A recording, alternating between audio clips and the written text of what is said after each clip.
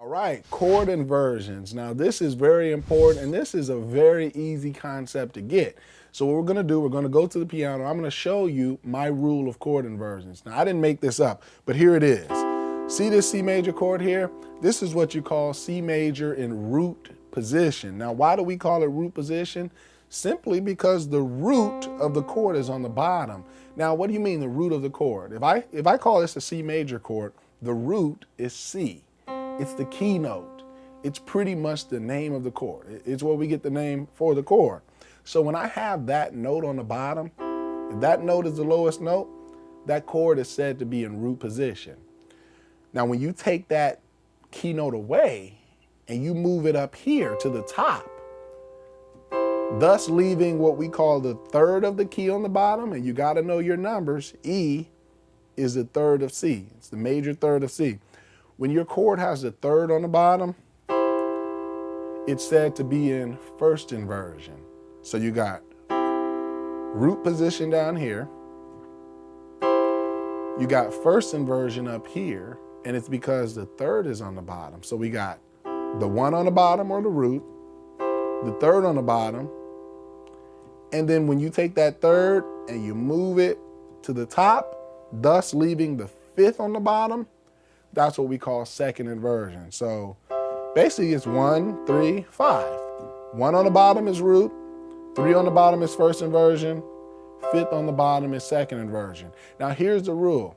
How many ever notes that are in the chord is how many inversions or how many different ways you can play that chord. Inverting is just to convert the chord so that another tone is on the bottom, another tone is on the top.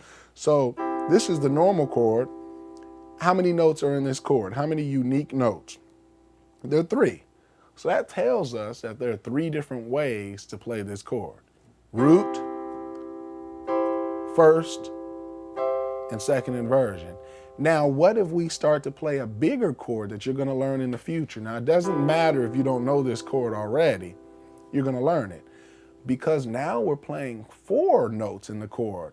That means how many different ways are there to play this chord? You guessed it, 4. So there's 4 ways to play this chord. Let's go back to our piano.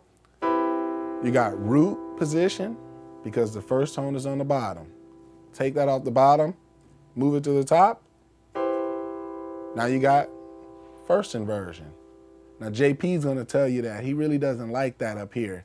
That C, especially if you're gonna be playing it on your bass. But you'll get into voicings later.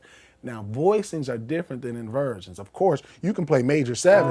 I mean, that's one of my favorite ways to play it. I mean, you could do like nice, jazzy stuff. That's not what I'm talking about here. You can voice this so many different ways. You could double up on stuff. You can omit certain things. Voicings are different. Voicings are more style and creativeness and stuff. Inversions are just really different ways to play the chord when you're including every note. And when you're not taking away stuff, there's really no creativity there. So you got root, first inversion. I like that one. Something about that tension in the middle. I use that a lot, especially with an A bass note. That creates what we call a minor 9. Okay, so with the third inversion, it's a little different because now you have the 7th of the chord, the 7th degree of the scale. You have that on the bottom. So 1, 2, 3, 4, 5, 6. B is the 7th degree or 7th tone of C. So we're playing that on the bottom. And it's probably one of the more easier ones to remember because if you just play a regular major chord and then back up a half step behind your root, we know that C is the root of this chord, back up a half step, and now you got B. So that's pretty simple. That really puts this thing into perspective. If you want to play a D major 7 chord, you can go to your root inversion of the D major chord, which is D, F sharp, and A, back up a half step, that 7th tone right behind it, and now you have your major 7 chord. If you want to do the G major 7 chord, well, start with your GBD. Start with your GBD root inversion, and then add that 7th tone right in back. That's an F sharp, so now you get your nice G major 7 chord. What inversion are we in though? We're in our third inversion because that seventh tone is on the bottom. So I guess as you move up thirds, you start with root, then you go to first inversion, up a third, then you go to second inversion, up another third, then you go to third inversion, up another third. Even when you get into ninth chords, you know, this is third inversion, but hey, if you're playing a ninth chord and you choose to play the ninth on the bottom, I know I'm getting ahead and you're gonna cover ninth chords in a moment, but that would be fourth inversion. You know, as you go up, as you move this way with the chord, and that note becomes the root, the bottom of the chord, not the root, but the bottom, then your number inversions move up, okay? And it becomes first, second, third, fourth. You can go all the way up to fifth, sixth inversion. Now it gets a little crazy, but you can do it, okay? So just to recap, root, first, second, third, if we want to play major seventh. I mean, just to elaborate on this whole concept of inversions, you won't use this one as practically as the rest, but you could do a fourth inversion with bigger ninth chords. Let me show you one of those. It looks like this. Look at the 9 is on the bottom.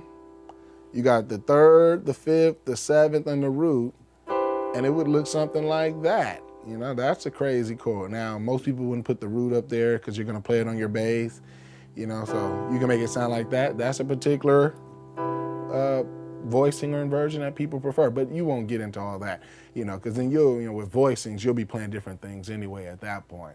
But that is inversions for you, okay? So by now you should know root, you should know what that means definitively. First inversion, second inversion, even third inversion, and you got the formula to do fourth, fifth, even sixth inversions with 13 chords and stuff, because the number of notes in the chord dictates what? How many different ways in terms of inversions you can play that chord. Not voicings. Now we can go infinity. We can do all kinds of things, double up on notes and creative stuff. We can do all that stuff, but that's not inversion. Inversions is the order of notes, what you choose to put on top and bottom in terms of the structure of the chord. So in the next segment, you'll get my good friend JP taking you even further.